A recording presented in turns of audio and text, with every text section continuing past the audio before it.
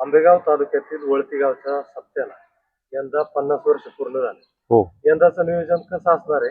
कार्यक्रमाची रूपरेषा कशी असणार आहे?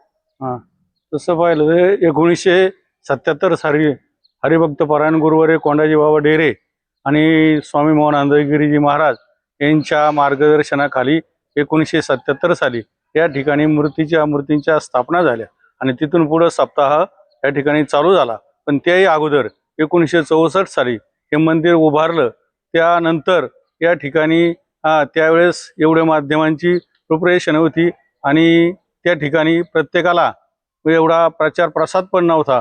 म्हणून या ठिकाणी ग्रामस्थ आपल्याला या ठिकाणी फक्त टाळं आणि म्हणजे नामस्मरण आणि विना वादन असं करायचे. असे 10 वर्ष झाले. त्यानंतर 1977 साली गावकऱ्यांनी ठरवलं का आपल्याला या ठिकाणी भव्य दिव्य अशा मूर्तीची स्थापना करायची. राजस्थानमधून मूर्ती आणल्या आणि वाजत गाजत भोकरीमधून त्या मूर्ती इथपर्यंत वाजत गाजत आणल्या. बाबांच्या हस्ते स्वामींच्या हस्ते मूर्तीची स्थापना झाली आणि त्यानंतर अखंडपणे हा सप्ताह त्याच भक्तिभावाने चालत राहिला. 2001 साली या ठिकाणी ग्रामस्थांनी परत निर्णय घेतला आणि रौप्य महोत्सव साजरा केला. तो सुद्धा भव्य दिव्य स्वरूपात साजरा झाला आणि त्यानंतरही सप्ताह समजा या ठिकाणी चालतच राहिला आणि चालत राहिल्यानंतर ह्या वर्षी 2026 साली एक वर्षापूर्वी ज्यावेळेस 49वा सप्ताह चालू झाला त्यावेळेस गावाने असा मानस केला का पुढच्या वर्षी आपल्याला सुवर्ण महोत्सव करायचा आहे आणि तो करीत असताना तो भव्य दिव्य स्वरूपात करायचा आहे.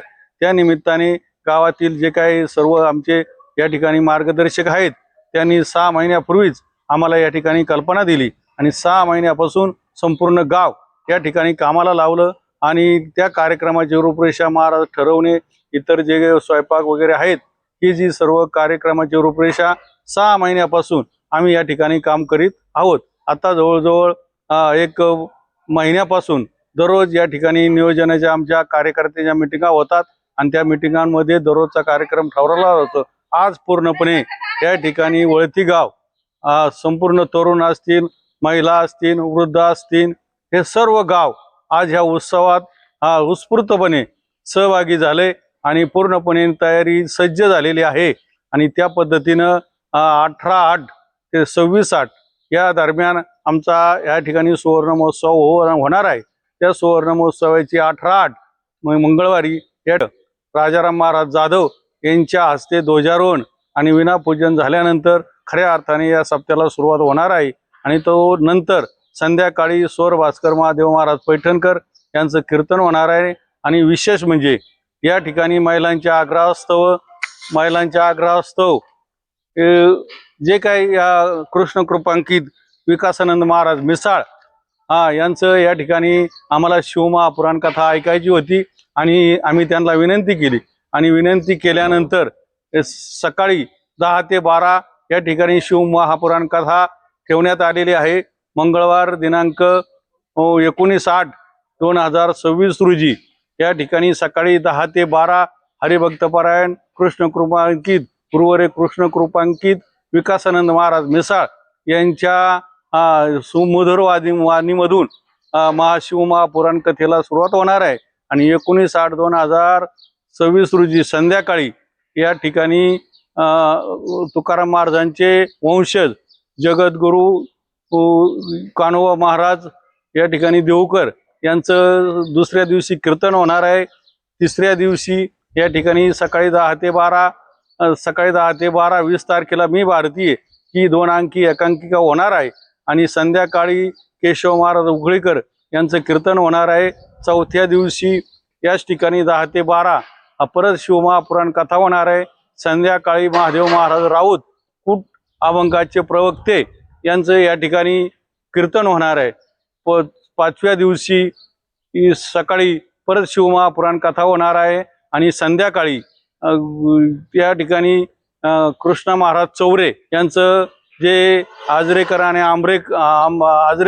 आंबेकर यांचे फडाचे उत्तराधिकारी पंढरपूर कीर्तन होणार आहे. आणि 5व्या दिवशी हरिभक्तपरायण आमचे मार्गदर्शक जनार्दन महाराज राजपूत यांचं संध्याकाळी कीर्तन होणार आहे. सकाळी नेहमीप्रमाणे या ठिकाणी शिवमहापुराण कथा होणार आहे. परत या ठिकाणी 6व्या दिवशी हरिभक्तपरायण सकाळी कृष्ण कृपांकित विकासानंद महाराज मिसाळ यांची कथा होणार आहे आणि संध्याकाळी एकनाथ महाराज सदगीर जे विश्व नवी परिषदेचे ठाणे जिल्ह्याचे अध्यक्ष आहे त्यांचा हरिकीर्तन होणार आहे। आणि 25 तारखेला सकाळी या ठिकाणी निसर्गोपचार तज्ज्ञ आणि स्वागतजी महाराज तोडकर यांचं आयुर्वेदावर व्याख्यान होणार आहे। आणि संध्याकाळी 3 ते 5 हरिभक्तपरायण कृष्ण कृपांकित विकासानंद महाराज मिसाळ यांच्या शिवमहापुराण कथेची सांगता होणार आहे। संध्याकाळी परत 7 ते 9 हरिभक्तपरायण गो सेवक विदर्भ संजय महाराज पाचपोर यांच्या जागराचं कीर्तन होणार आहे।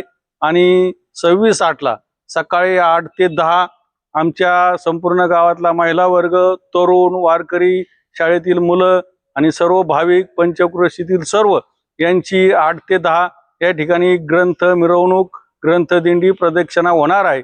आणि 10 ते 12 वारकरी रत्न ज्ञानेश्वर माऊली कदम, छोटे माऊली यांच्या काल्याच्या कीर्तनाने या सांगता होणार आहे। विशेष म्हणजे 25/8/2026 रोजी सायंकाळी संपूर्ण गावांनी महिलांनी असा निर्णय उत्स्फूर्तपणे घेतलेला आहे का आम्ही प्रत्येक घरातून 25 पोळे आणणार आहे आणि संपूर्ण पंचक्रोशीला जवळजवळ 5 ते 6 हजार लोकांना आम्ही पुरणपोळीचा या ठिकाणी महाप्रसाद ठेवलेला आहे। तो संपूर्ण गावातील महिला या ठिकाणी 25 दररोज दर घरातून 25 पोळी आणून तो भव्य दिव्य असा या ठिकाणी कार्यक्रम होणार आहे। काल्याचं कीर्तन होणार आहे। त्यानंतर या ठिकाणी संपूर्ण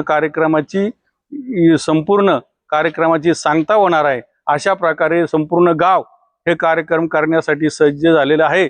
मी पंचक्रोशीतील सर्व भाविकांना, ग्रामस्थांना विनंती करतो का हा जो का भव्य दिव्य कार्यक्रम आम्ही आज संपूर्ण गावाने आयोजित केलेला आहे, आपण सर्वांनी या कार्यक्रमामध्ये सहभागी व्हावं, आम्हाला उपकृत करावं। सकाळ आणि संध्याकाळ दररोज महाप्रसाद होणार आहे, त्याचा आपण लाभ घ्यावा अशी सर्वांना मी हात जोडून नम्र विनंती करतो। रामकृष्ण आहे।